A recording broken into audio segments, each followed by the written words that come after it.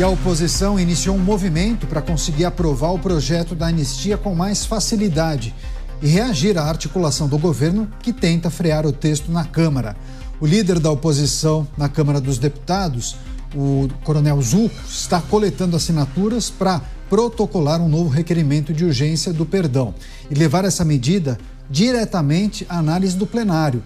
O pedido é diferente de outros que tratavam da anistia até então e precisa do apoio de somente 171 deputados para ser protocolado e aprovado. A estratégia da oposição ocorre em um momento em que o Planalto tem atuado para brecar o avanço do perdão no Congresso e pressiona o presidente da Câmara, Hugo Motta, a pautar o tema no plenário da Casa. Chamar os nossos comentaristas, as muitas informações ligadas ao PL da anistia, as articulações que acontecem neste momento em Brasília.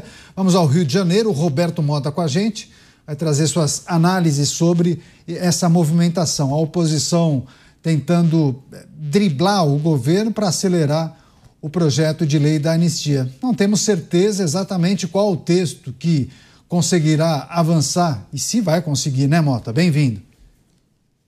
Não temos certeza de nada, Caniato, exceto de que a anistia pode ser a grande bandeira que faltava às forças políticas chamadas de direita. Boa noite para você, boa noite aos meus colegas de bancada, boa noite à nossa audiência. A anistia de 1979 foi um marco para a esquerda brasileira. Mas para conseguir um feito como esse é preciso organização, inteligência política, persistência e coragem. Para muitos analistas, a recompensa vale a pena, porque a aprovação da anistia não significaria apenas a abertura de uma porta para que o Estado brasileiro saia do beco sem saída em que ele mesmo se colocou. A aprovação da anistia significaria uma mensagem para o mundo de que ainda há pessoas com bom senso no Estado brasileiro. Pois é, vamos chamar o Luiz Felipe Dávila, também já está conectado com a gente. Dávila, seja bem-vindo, ótima noite a você. PL da anistia em destaque na abertura de Os Pingos nos Is, as várias articulações que vêm sendo feitas pela oposição para conseguir, primeiro, aprovar o requerimento de urgência. O deputado Zucco identificou a possibilidade de conseguir aprovar com 171 assinaturas, porque há um dispositivo que permite um número menor de assinaturas para você conseguir aprovar esse requerimento de urgência. A depender da articulação, o projeto poderia ser pautado no mesmo dia da aprovação da urgência. Então seria 2 coelhos numa tacada só. Enfim, é o que se fala, é o que se comenta, mas tem uma distância, né, entre ver o projeto aprovado, né, Dávila?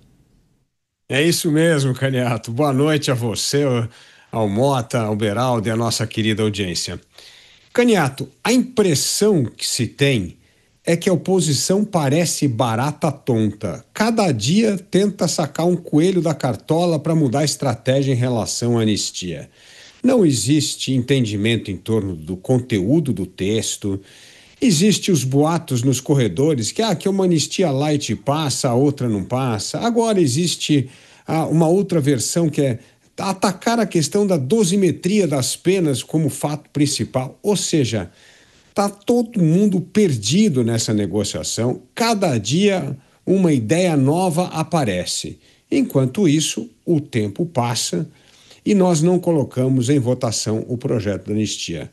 Nós todos sabemos que não existe um projeto pronto que vai sair, ser votado imediatamente. Isso é ilusão. Nós sabemos que o projeto da anistia será uma longa e árdua batalha para conseguir os votos necessários, para apaziguar a oposição e para que se tenha um projeto que seja uma anistia e não uma anistia fake. Então, tem um longo caminho, mas quando você conversa, Caniato, com os parlamentares, cada um tem uma ideia, cada um tem uma estratégia e cada um está enxergando a anistia sob um ângulo. Mostra uma total desarticulação da oposição em relação ao teor do texto, à estratégia para agir e, principalmente, como evitar que o governo com a sua força, sabote o projeto logo no seu nascedouro. Pois é, esse é um aspecto importante, né? Deixa eu chamar o Cristiano Beraldo, porque muitas leituras a respeito desse movimento, a cada dia uma novidade, né, Beraldo? A cada movimento dos atores envolvidos, uma leitura do cenário. Será que vai? Será que não vai? Até o fato do presidente da Câmara ter sinalizado, ter dado sinal verde para que isso seja votado, já causa uma desconfiança. Bom, mas agora ele está dando sinal verde, por quê? E aí tem aquela questão que envolve, bom, mas ele fez uma reunião com o presidente da República, tem conversado com integrantes do Planalto, qual é a sinalização?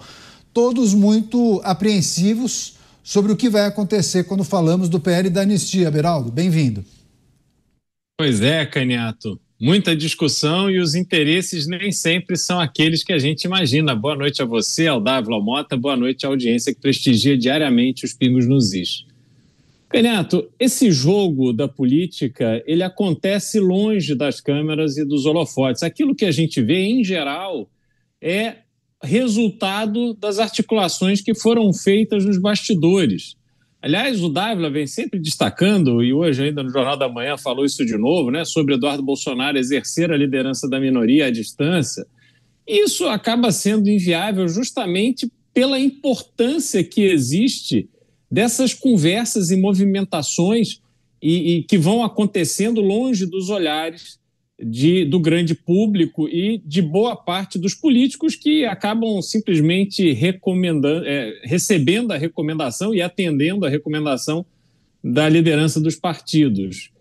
Nesse caso, quando a gente olha para o presidente da Câmara, não é apenas o interesse do funcionamento da casa, do fortalecimento da casa, que vem sendo tão ameaçada diante das atitudes tomadas pelo Poder Judiciário. Mas há também os interesses pessoais. Afinal de contas, ano que vem é ano de eleição. O presidente da Câmara tem interesse em fazer de seu pai o candidato mais forte, com chances de ganhar o Senado da Paraíba. E isso depende de uma articulação para o governo federal. Se o governo federal não sinaliza da forma que se espera em relação a esse apoio, aí a conduta vai contra o governo federal. Mas aí quando o governo federal sente a pressão, aí ele chama de novo para negociar. Por isso, tantas idas e vindas entre o presidente da Casa e o presidente da República.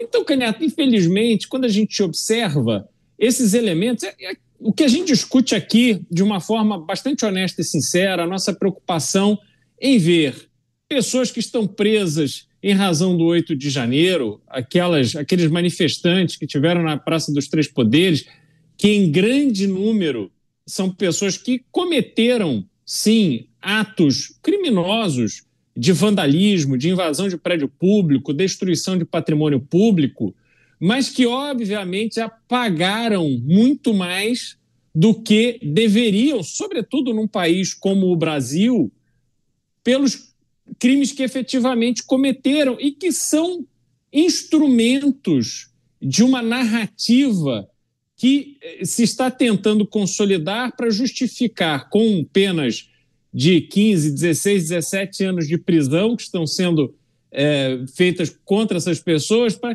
querer se justificar, então, as condenações de Jair Bolsonaro e os demais acusados pela trama golpista. Pois bem, essas pessoas, nas discussões dos bastidores de Brasília, não têm absolutamente a menor importância. Elas não estão como prioridade daqueles que estão ali definindo a pauta. É óbvio que há muita boa vontade de alguns deputados e senadores que fazem discursos realmente preocupados com a situação, algumas pessoas idosas, inclusive, doentes, que estão ali cumprindo uma pena que não faz absolutamente nenhum sentido no Brasil. E agora essas pessoas, de fato, elas não estão ali na prioridade desses grandes caciques que definem, no fim, os destinos do Brasil. Importante as pessoas ficarem atentas a isso e saberem que tanto a PEC da a PEC da blindagem, quanto o PL da anistia são projetos que estão atendendo aos interesses individuais de alguns parlamentares, e não é aquilo que a gente de fato imagina que seja. Pois é, já que o Beraldo concluiu dessa forma, eu já faço convite para que as pessoas entrem no portal da Jovem Pan e votem na enquete do dia, que tem muito a ver com a aprovação da PEC da blindagem por parte da Câmara, precisa passar pelo Senado, mas qual é a relação disso, por exemplo, com o sucesso do PL da anistia? Então, se você puder, entre no nosso site e vote, daqui a pouco eu trago a pergunta publicada. Deixa eu só retomar com o Mota, porque muitos fazem a leitura de que é preciso que o Centrão, de fato, abrace esse desafio de aprovar o PL da anistia para que esse projeto consiga avançar. Mota, o grupo que se esforça para conseguir aprovar essa proposta depende totalmente dos partidos de centro, né? Leia-se PP, União Brasil, Republicanos. Mas os partidos de centro, historicamente, mudam de postura, de posição, de convicção, a depender do interesse de momento, né? Não corremos o risco de vermos esse bloco de partidos do centro rifarem Jair Bolsonaro? Claro, Caniato, não há dúvida nenhuma disso. Hoje no Brasil a gente sofre todo tipo de risco. Agora eu acho que a mobilização pela anistia, a consciência da importância da anistia, ela tem que ultrapassar os partidos do Centrão. Ela tem que alcançar a sociedade e as instituições. Eu tenho dificuldade de ver quantas pessoas em posições importantes no Brasil hoje não conseguem enxergar o que está acontecendo, ou enxergam, mas lhes falta a energia ou a coragem para se manifestar.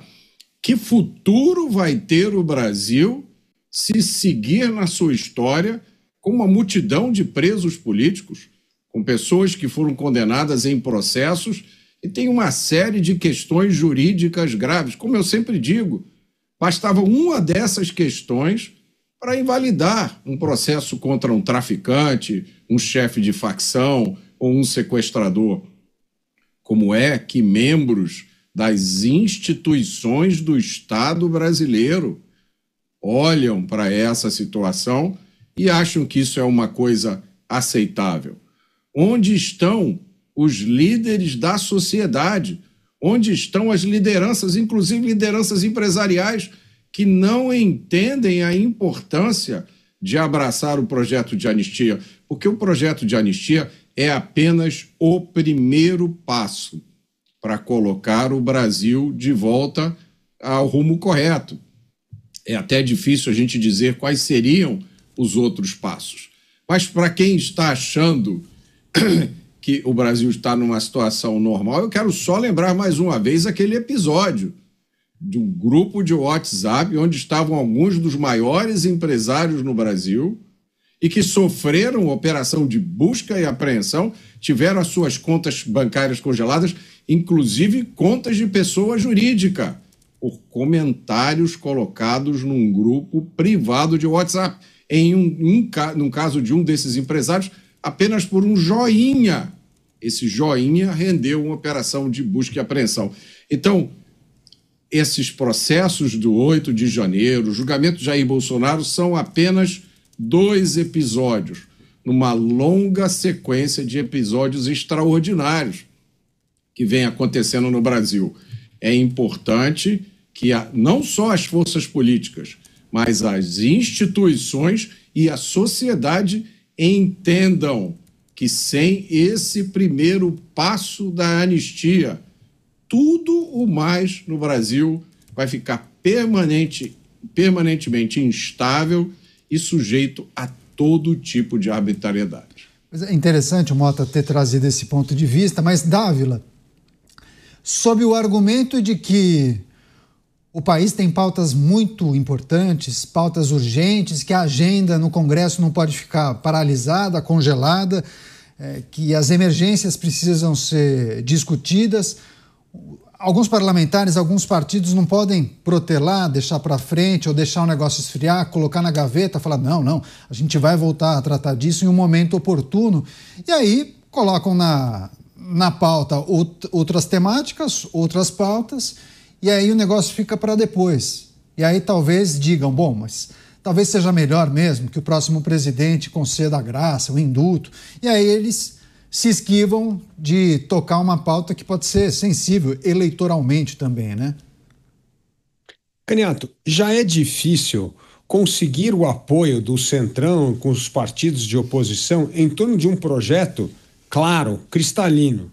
Agora, quando você tem várias versões de um projeto na Câmara, tem outro no Senado, e ninguém sabe qual que é a versão que vai ficar, aí torna-se quase impossível tentar fazer com que o Centrão apoie um projeto. O Centrão já é esse sabonete que escorrega para um lado, para o outro, dependendo da matéria. Agora, se você nem sabe que texto a gente está conversando, como é que nós vamos juntar as pessoas para aprovar uma matéria? Esse é o problema hoje.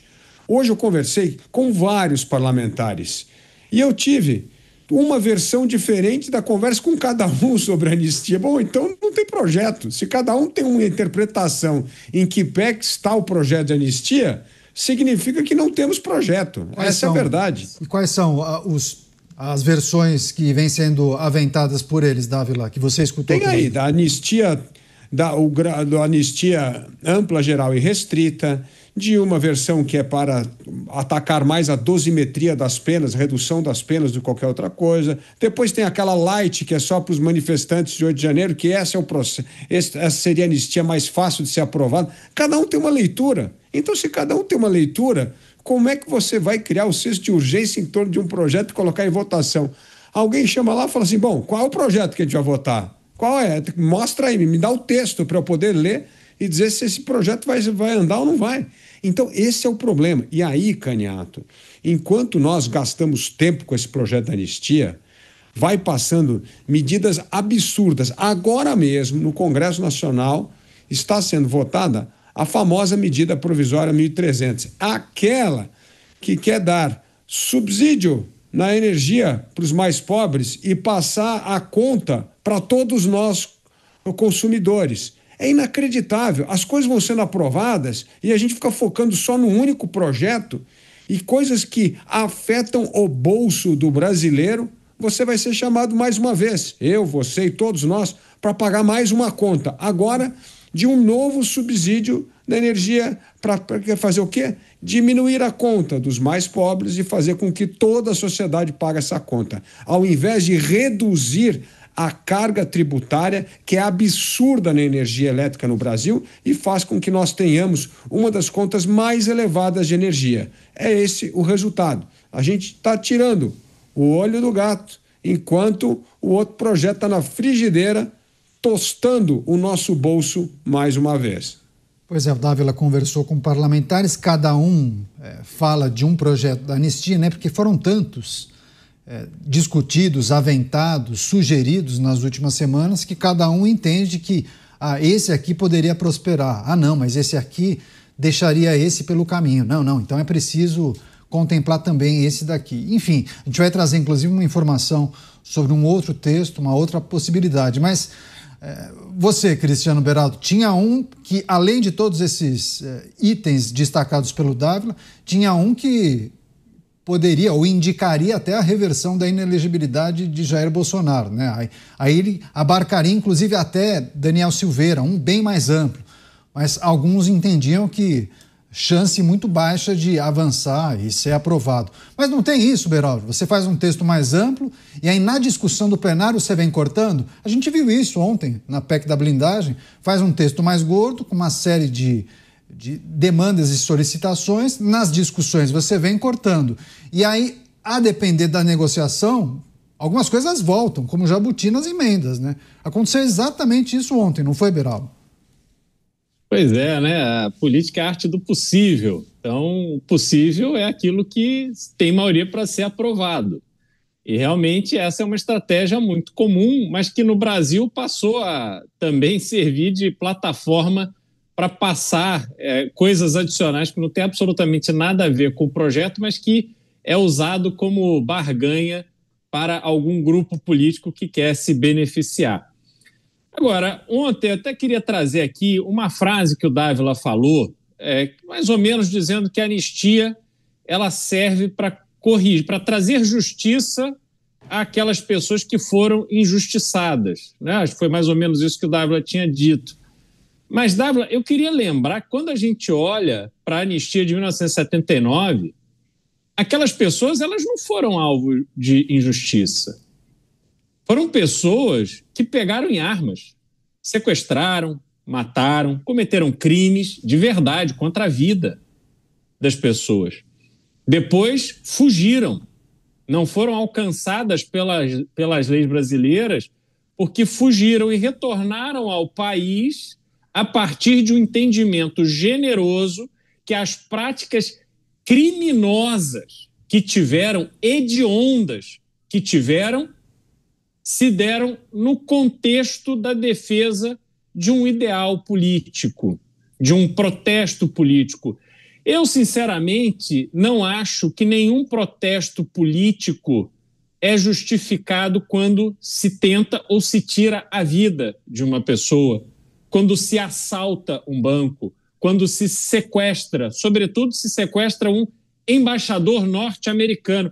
Aliás, esses que hoje enchem a boca aí para criticar Donald Trump estavam envolvidos no sequestro de um embaixador norte-americano na cidade do Rio de Janeiro. Então, são pessoas que não têm a menor qualificação moral nem para tratar de Estados Unidos e muito menos para tratar de anistia. A anistia, neste caso, no caso daqueles manifestantes do 8 de janeiro, ela, sim, busca fazer justiça por aqueles que foram injustiçados pelo próprio judiciário. Olha que loucura! Eles não foram injustiçados porque, como no caso do presidente Lula, no exercício do seu primeiro mandato, mandou caçar o visto de um jornalista que destacou o seu gosto e a sua preferência por bebida alcoólica. Não, essas pessoas foram imputadas pelo judiciário, foram imputadas a ela crimes que elas não cometeram. Porque a história simplesmente não para de pé. Então, a situação ela é muito diferente, como é também diferente a situação dessas pessoas do 8 de janeiro da de Jair Bolsonaro e os demais denunciados pela tal trama golpista. A conexão entre eles só existe pela teoria criada pelo Poder Judiciário em parceria com o Procurador-Geral da República. Mas não há ali uma mensagem, uma ligação, uma orientação que tenha sido comprovado. Vocês agora vão para lá, entrem nos prédios públicos, quebrem tudo, preparem aí porque nós vamos chegar, nós vamos tomar o poder.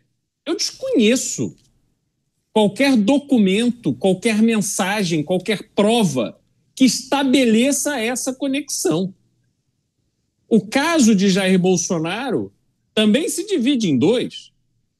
O caso de Jair Bolsonaro, em relação à anistia pelo 8 de janeiro, como se o 8 de janeiro tivesse sido a consumação, a materialização do plano desenvolvido dentro do Palácio do Planalto em 2022, se você estabelece que 8 de janeiro foi uma manifestação que saiu errado, feita por baderneiros que cometeram crimes específicos de invasão de prédios públicos, depredação de patrimônio, destruição de patrimônio histórico, você mata essa conexão com Jair Bolsonaro, que também não tem nada a ver com a sua inelegibilidade, que se deu pelo Tribunal Superior Eleitoral, em razão da reunião que ele fez com os embaixadores.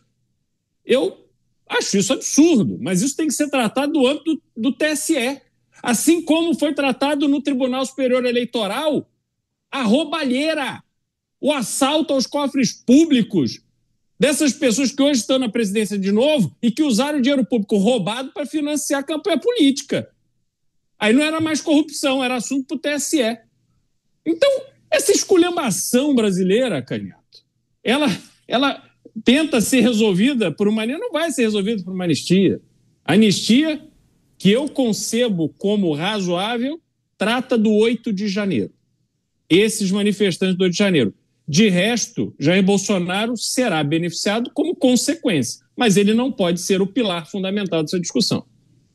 Pois é, o Beraldo resgata, inclusive, um comentário feito pelo Dávila e faz a comparação entre aquela anistia no final dos anos 70, início dos 80, com essa que é defendida agora. E o Mota, quando você fez essa pontuação, o Mota inclusive concordou. Mota, faz o seu comentário, depois eu passo para o Dávila.